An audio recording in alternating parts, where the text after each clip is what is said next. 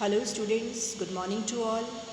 Students, हम geography के chapter 8 को आगे प्रोसीड कर रहे हैं। लास्ट टॉपिक है ये हमारा कि गंगा ब्रह्मपुत्रा बेसिन में बहुत से बड़े बड़े शहर और छोटे शहर भी पाए जाते हैं। जैसे कुछ के नेम यहाँ पे मेंशन किए हुए हैं, जैसे इलाहाबाद है, कानपुर है, वाराणसी है, लखनऊ, पटना और कोलकाता है, जो यहाँ के फेमस सिटीज़ हैं।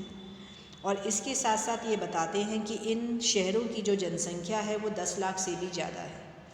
अब आगे बात होगी इसकी प्रोग्रेस की। तो ये जो एरियाज़ हैं इंडस्ट्रियल फॉर्म में भी काफ़ी डेवलप हैं, लेकिन इसका जो नुकसान है वो ये कि यहाँ की जो इंडस्ट्रीज़ हैं अपना सारा वेस्ट डिस्चार्ज करती हैं अपनी नदियों में ही। जैसे गंगा ब्रह्मपुत्रा के आसपास बसे हुए जो ये बड़े बड़े शहर हैं, तो ये अपना वेस्ट इन नदियों में ही बहा देते हैं, जिससे कि जो ये नदियाँ हैं वो धीरे धीरे पॉल्यूट होती जा रही हैं। आगे इनकी डेवलपमेंट की बात करें तो जो ट्रांसपोर्ट के जो 4 डिफरेंट मोड्स हैं वो सभी यहाँ पे डेवलपिंग फॉर्म में ही पाए जाते हैं। यानी कि अगर बात करें रोडवेज़ और रेलवेज़ की, तो वो इन एरियाज़ में लोगों को और सामान को एक स्थान से दूसरे स्थान में पहुँचाने में बहुत मददगार हैं। इसके अलावा वाटरवेज़ यहाँ के सबसे ही कह सकते हैं कि जो फेमस ट्रांसपोर्ट मोड हैं। कोलकाता जो कि रिवर हुगली पर स्थित एक सबसे इम्पॉर्टेंट पोर्ट माना जाता है, और इसके अलावा यहाँ पर बहुत से एयरपोर्ट्स भी पाए जाते हैं। आगे बात करते हैं टूरिज़्म की। तो अगर पर्यटन की दृष्टि से हम इसे देखें तो ये स्थान काफ़ी महत्वपूर्ण है। बहुत से जो पर्यटन स्थल हैं, टूरिस्ट प्लेस हैं, वो यहाँ पर पाए जाते हैं। जैसे कि ताजमहल का नाम आपने सुना होगा, तो आगरा में यमुना नदी के किनारे पर ताजमहल स्थित है, जो कि 7 अजूबों में से भी एक माना जाता है, 7 वंडर्स में से एक है। इलाहाबाद और में गंगा और यमुना रिवर का संगम स्थल है, तो वो एक रिलीजियस प्लेस के फॉर्म में काफ़ी प्रसिद्ध है। उत्तर प्रदेश और बिहार में पाए जाने वाले बुद्धिस्ट स्तूपास हैं। असम का काजीरंगा और मानस वाइल्ड लाइफ सेंचुरी है। और इवन अरुणाचल प्रदेश में ट्राइबल कल्चर को देखने के लिए लोग दूर दराज से आते हैं, यानी देश विदेश से यहाँ पर पहुँचते हैं। तो ये खासियत है यहाँ के इस प्रदेश की। अब इसके बाद हम बात करते हैं एक छोटे से प्रोग्राम के बारे में, and that is just we can say initiated by the central government to conserve rivers. की नदियों को बचाने के लिए एक छोटा सा प्रयास है, एक प्रयोग है, और एक बहुत बड़ा प्रोजेक्ट हम इसको कह सकते हैं, जिसकी अभी स्टार्टिंग तो नहीं हुई है, but it is just going to start. To conserve the river Ganga, Namami Ganga programme has been initiated. तो ये बहुत जल्द शुरू हो जाएगा सेंट्रल गवर्नमेंट की तरफ से, जिसमें हमारी जो नदी गंगा है इसकी साफ़ सफाई का काम जो है वो शुरू किया जाएगा, जिससे ये नदी दोबारा से अपनी उसी पवित्रता को पा लेगी जैसे कि वो पहले अपने एंशियंट टाइम में हुआ करती थी। इसके बाद हम बात करेंगे एक छोटे से यहाँ पे बॉक्स की। एक छोटी सी शॉर्ट स्टोरी है कि किस तरीके से जो लोग हैं वो अगर नेचर के साथ मिल कर रहें तो किस प्रकार से जो नेचर है वो हम पर भी मेहरबान हो सकती है। तो इस स्टोरी का नाम है जैसे अ सोर्स ऑफ लाइवलीहुड, कि लोगों के थोड़े प्रयास से ही एक कह सकते हैं कि लोगों ने अपने जीविकोपार्जन का एक जो तरीका है, एक सोर्स जो है, कैसे उसको प्राप्त किया था।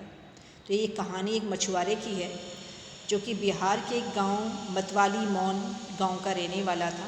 तो उसने अपने कुछ दूसरे साथियों के साथ मिल करके अपने गांव में ही एक झील जो थी उसकी उसने सफाई की, और उस झील को लायक बना दिया उसने एक तरह से फिशिंग कल्टीवेशन के लिए। और उसके आसपास की जो ज़मीन थी, जो कि समझ लो कि किसी समय में वो बंजर मानी जाती थी या उस पर किसी प्रकार की कोई कृषि कार्य नहीं होता था, उसके लायक उसने उसको तैयार करवा लिया। किया क्या, अपने सभी साथियों के साथ मिल करके उसने उस झील की सफाई की, और उसके बाद उसमें कुछ जो पौधे हैं जो कि एक तरह से मछली का भोजन होते हैं, वेलिनेरिया हाइड्रेला, उनको लगाया, और डिफरेंट टाइप ऑफ जो फिशेस की जो वेराइटीज़ हैं, स्पीसीज़ हैं, उसके अंदर उनको कल्टीवेट किया, यानी मछली पालन का कार्य शुरू किया।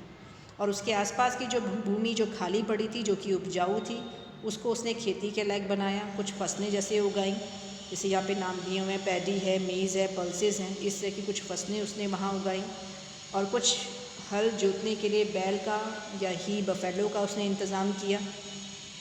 अब उस झील का फ़ायदा पूरे गांव को था, क्योंकि वहाँ पे इतनी जैसे जो मछलियाँ हैं उनकी जो वैरायटीज़ हैं वो उसमें पैदा होने लगी थी, तो वो उन्हें आसानी से कैच करके आसपास के शहरों में या फिर गांव में भी वो बेच करके अपनी आजीविका कमा सकते थे और इवन अपने घर में भी वो प्रयोग में ला सकते थे।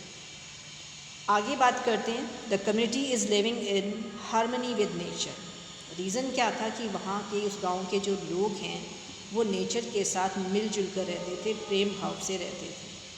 तो as long as the pollutants from nearby towns do not find their way into the lake water, the fish cultivation will not face any threat. तो वो ये कहते हैं कि जब तक आसपास के शहरों की फैक्ट्रीज़ को उस झील का रास्ता पता नहीं चलता, इस वो अपने वेस्टेज को जब तक वहाँ पे वो डिस्पोज नहीं कर पाती हैं, तब तक उस झील को कोई ख़तरा नहीं है उस फिश कल्टीवेशन से।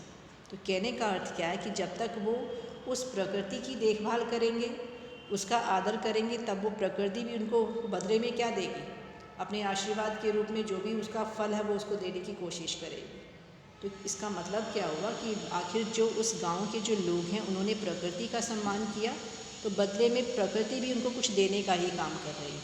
तो इस प्रकार से एक छोटे से कार्य से कैसे उस गांव का माहौल बदल गया और कैसे वो एक खुशहाल जीवन जीने लगे, इस कहानी के माध्यम से वो दर्शाया गया है। तो स्टूडेंट, हमारा चैप्टर ये आज यहाँ फिनिश होता है और अब हम अगली मीटिंग में नई चैप्टर की तरफ चलेंगे। कुछ एक्टिविटीज़ इसकी जो होंगी वो आपको एज अ होमवर्क दे दी जाएंगी। देन तब तक के लिए goodbye to everyone and take care you all.